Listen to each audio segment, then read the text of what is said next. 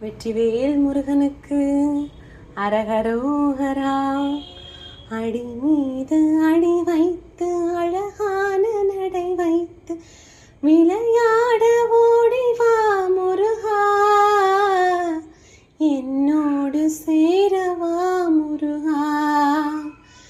உன்னோடு சாய்ந்தாட உடலெங்கு தள்ளாட உயிர் மெல்ல ஏங்கதே குமரா.